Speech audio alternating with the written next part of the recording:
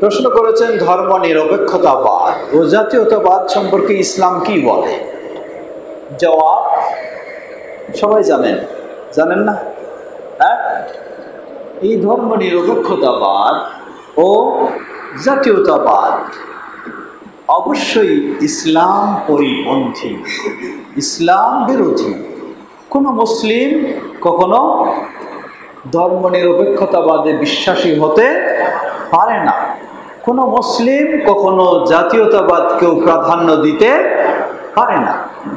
মুসলিমের প্রাধান্য দেওয়ার বিষয় হলো ইসলাম।